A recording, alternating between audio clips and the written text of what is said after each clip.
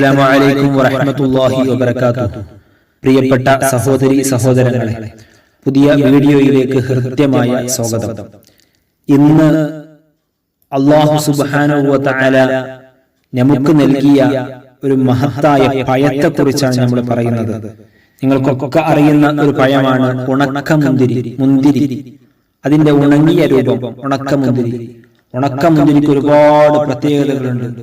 ഹബീബായ റസൂലുള്ളാഹി സ്വല്ലല്ലാഹു അലൈഹി വസല്ലമ തങ്ങൾ പറയുകയാണ്, നിങ്ങൾ ഉണക്കമുന്തിരി തിന്നുക, അത് നല്ല ഒരു മരുന്നാണ്, ആഹാരമാണ്, നിങ്ങൾക്ക് നല്ല ഒരു ഫലമാണ്. എന്റെ പ്രിയപ്പെട്ട മുഅ്മിനീങ്ങളെ, ഉണക്കമുന്തിരിയുടെ ഒരുപാട് മഹത്വങ്ങൾ നമ്മൾ കേട്ടവരാണ്. എന്താണ് ഉണക്കമുന്തിരി തിന്നാൽ ഏറ്റവും ചുരുങ്ങിയ രീതിയിൽ നമുക്ക് ലഭിക്കുന്ന ഏറ്റവും മഹത്തായ കാര്യങ്ങൾ മാത്രം ഇൻഷാ അല്ലാഹ് പറയാം. ഒരുപാട് മഹത്വങ്ങളുണ്ട്. ഉണക്കമുന്തിരി റസൂലുള്ളാഹി സ്വല്ലല്ലാഹു അലൈഹി വസല്ലമ തങ്ങൾ പ്രോത്സാഹിപ്പിക്കാൻ എന്തായാലും കാരണങ്ങൾ ഒരുപാട് ഉണ്ടാവുമല്ലോ. അല്ലാഹുവിന്റെ റസൂൽ സ്വല്ലല്ലാഹു അലൈഹി വസല്ലമ തങ്ങൾ ഉണക്കമുന്തിരിയെ കുറിച്ച് പറഞ്ഞിട്ടുണ്ടെങ്കിൽ ആ പഴത്തിന് അത്രത്തോളം മഹത്വമുണ്ട് എന്നാണല്ലോ അർത്ഥം. അതുകൊണ്ട് ഉണക്കമുന്തിരി എല്ലാ ദിവസവും കഴിയുന്ന ആളുകൾക്ക് തിന്നുക. അതിന്റെ മഹത്വങ്ങൾ എന്താണ് എന്ന് ഞാൻ പറഞ്ഞു തരാം. ഒന്ന്, ഉണക്കമുന്തിരി എല്ലാ ദിവസവും തിന്നുന്ന രൂപവും ഉണ്ട്. ഇൻഷാ അല്ലാഹ് അതും ഞാൻ അവസാനം പറയാം. എല്ലാവരും വീഡിയോ ഫുള്ള് കാണുക. എന്താണ് ഉണക്കമുന്തിരി തിന്നാൽ നമുക്ക് എന്തെല്ലാമാണ് ലഭിക്കുക? ഒന്ന്, ഒരു പക്ഷെ നമുക്ക് നല്ല ക്ഷീണമുള്ള ആളുകളുണ്ടാവും. അവരെല്ലാ ദിവസവും ഉണക്കമുന്തിരി തിന്നുന്ന രൂപം ഇൻഷാ അല്ലാഹ് ഞാൻ പറയാം. അതുപോലെ തന്നെ ക്ഷീണം അകറ്റാൻ വലിയ രീതിയിൽ കാരണമാകും. മറ്റൊന്ന്, ദേഷ്യം, വല്ലാത്ത ദേഷ്യമുള്ള ആളുകളുണ്ടാവും. പലരും പറയാറുണ്ട്, മകന് വല്ലാത്ത ദേഷ്യമാണ്, മകൾക്ക് ഭയങ്കര ദേഷ്യമാണ്. ആ ദേഷ്യം പോകാൻ ചെയ്യേണ്ടത് മകൾക്കോ മകനോ ഇതുപോലെ ഉണക്കമുന്തിരി കൊടുക്കുക.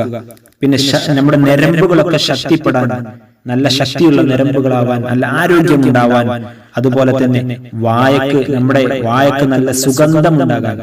ഒരു പക്ഷേ ചിലർക്കൊക്കെ വായ നാറ്റമുള്ള ആളുകളുണ്ടാവും, അവർക്ക് വായക്ക് സുഗന്ധം ഉണ്ടാവാൻ.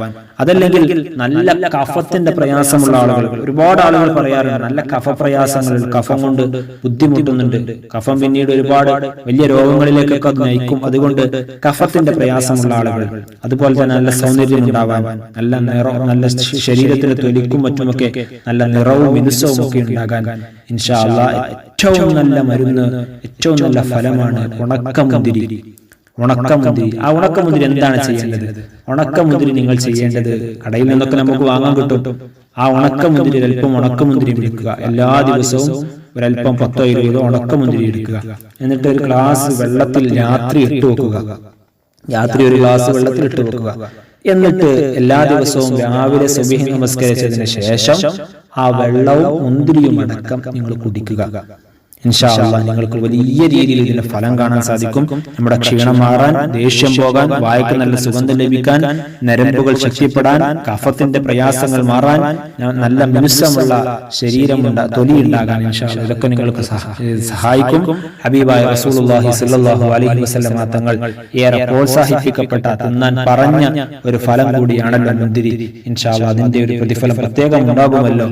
അതുകൊണ്ട് പ്രിയപ്പെട്ട മുഅ്മിനീങ്ങളെ, ഇത്തരം നല്ല ആത്മീയമായ രീതിയിലേക്ക് അല്ലാഹുവിന്റെ റസൂൽ സ്വല്ലല്ലാഹു അലൈഹി വസല്ലമ തങ്ങൾ പറഞ്ഞു തന്ന ഇത്തരം പഴങ്ങളൊക്കെ നമ്മുടെ ജീവിതത്തിൽ കൊണ്ടുവരാൻ ശ്രമിക്കുക. അല്ലാഹു തൗഫീഖ് നൽകി അനുഗ്രഹിക്കട്ടെ. എല്ലാവരും ദുആ ചെയ്യണമെന്ന വസിയത്തോടെ അസ്സലാമു അലൈക്കും വറഹ്മത്തുള്ളാഹി വബറകാതുഹു.